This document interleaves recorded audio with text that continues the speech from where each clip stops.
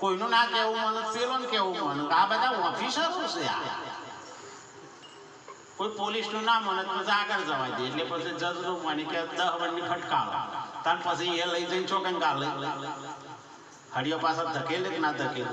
તાર પેલા મને લીધું હોય 2 દંડા ખાઈને તો ડખાપો બહુ જાતા પડે. એમાં સદગુરુનું જે મોનન થાય એને કોઈ દાડો જેલ ભોગવવાનો વાળો ના આવે ને. ગુરુ સદગુરુ મહારાજ કડવું બોલે પણ તમને અમૃત પાય. કડવું બોલે પણ તમને અમૃત પાય. ગુરુની દ્રષ્ટિ ખાલી તમારા ઉપર પડે તો એ તમારો બેડો પાર થઈ જાય. કૃષ્ણ કનૈયા લખી છે. ખાલી દ્રષ્ટિ પડો તો સદગુરુ મહારાજના આશીર્વાદ તમને 3 રીતે મળે. એટલે એ વાત યાદ રાખવાની. કેવી રીતે? એક દ્રષ્ટિથી. તમારા પર દ્રષ્ટિ નાખે ને તમે સમજો બેડો પાર થઈ ગયો. લાભે લાભ જ છે. પણ તમે ગુરુના અમુક ગમે એટલા તાકેલો પણ સદગુરુ તમારો અમુક દ્રષ્ટિ ના નાખે નક્કી કરવાનું કે હજુ આપણો પત્તો પડ્યો. સદગુરુ તમારા પર દ્રષ્ટિ નાખે આશીર્વાદ મળી જાય. સદગુરુ તમને સ્પર્શ કરે તોય આશીર્વાદ મળી જાય. અને સદગુરુ બોલન વચન તમે પારો તોય તમારો બેડો. આ તઈમાંથી એક તો થવા દો. કોતો દ્રષ્ટિ નાખવા દો. ગુરુ દ્રષ્ટિ નાખે એટલે હળે ખોતર્યું આમ. એટલે પછી ચોકન જાય, આગળ જાય કે ના જાય. આ તો એક ગામમાં એક નગરમાં રાજા તમે જુઓ તો ઓફ થઈ ગયા વંશજ કોઈ હતું નહીં.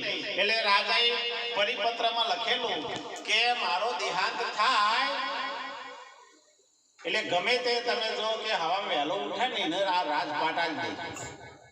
આમાં આવી ચર્ચા તમે જુઓ તો થઈ નગરમાં.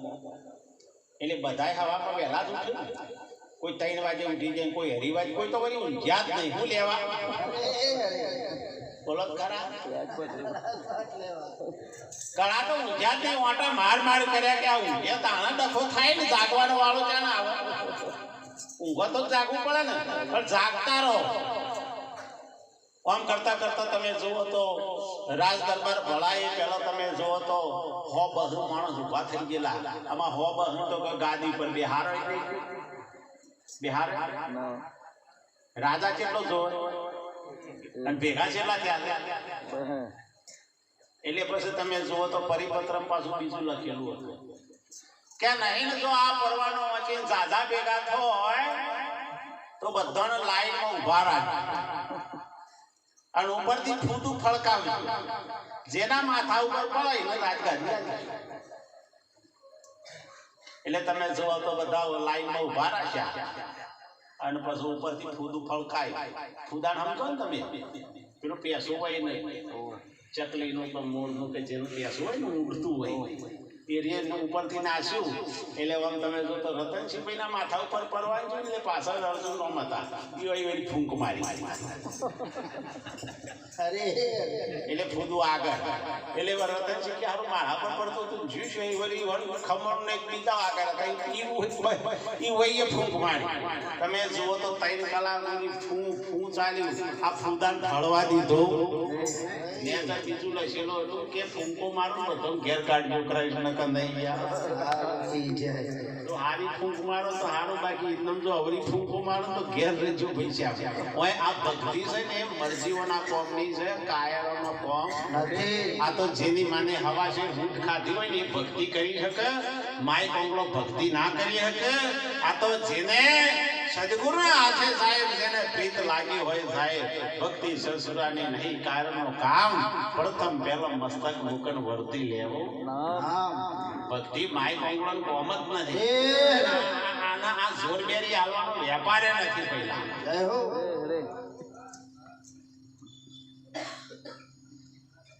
મસ્તક મૂકીને આવા મેદાનમાં અને પછી બતાવો હરીનો દેહ જાતો માથા આટોનો માલ છે. થોડો બાપડી બહેનું છે તો ગમે તે હાથ ગાળી દે.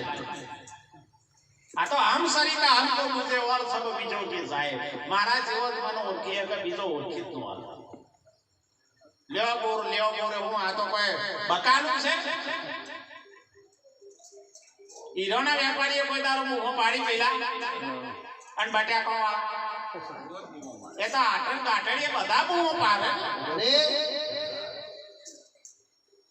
વાતા ભગવાન જોવા તો આઈ જા વાત છોડે બીજી ગયા હો ભગવાન જોવો છે બીજી વાત છોડી દેવાય કારણ પર અને અણસંધાન આ બધું સાઈડમાં મૂકી એક વખત આયા વિશ્વાના ફાર કરી લગન એક વખત કર ના મેરા ફાર કરી હોય તો કોર્ટમાં જવું છે લસીને આવી જવું લાય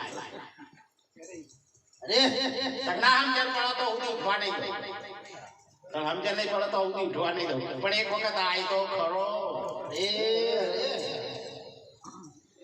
પ્રજાપતિ જયારે આમ સાંકડા ઉપર લોયો નાખે ને એટલે એના ભીતરમાં હોય તો મારા માટલું ઉતારવું છે કે તોલી ઉતારવી છે કે તોલું તો એના ભીતરમાં તમે કે એવું ના ઉતારો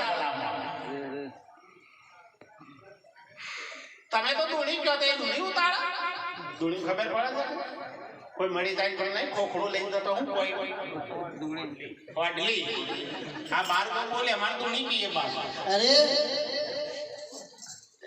આ તો નહીં તમે કોકના પર રી હોય નહીં વિચારતા કે આ ઉતરો તો હારો આના હંગાત કાઢવા થાય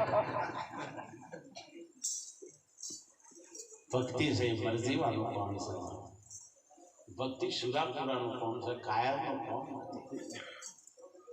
ભક્તિ કરે કોઈ શુરમાં ભક્તિ કરે કોઈ શુર જેના ધડ પર શીશ ના હોય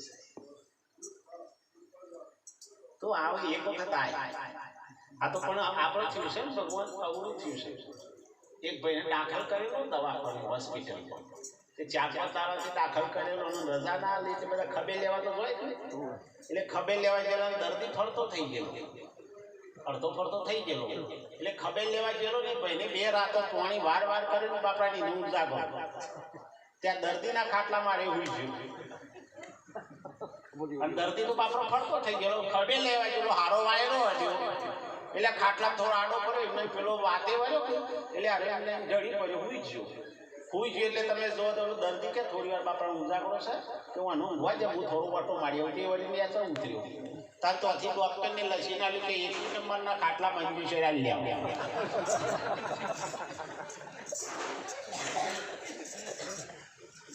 એટલે દર્દી હુઈ ગયેલો હતો એટલે પેલા કમ્પાઉન્ડર આવીને જોઈને ફ્રેશી દૂધ પાછળ ઠપકાઈ ગઈ એટલે પેલો કેમ હું નહીં પણ કેમ ઇન્જેક્શન ખાલી થઈ ગઈ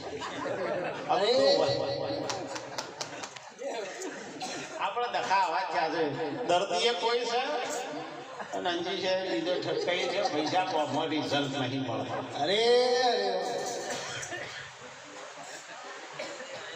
એમ ખબર છે કે આવો અરે જપ નહીં લઈએ અને નીકળી જોઈએ તું કાપજે બાપા એટલે અમને છૂટા કરે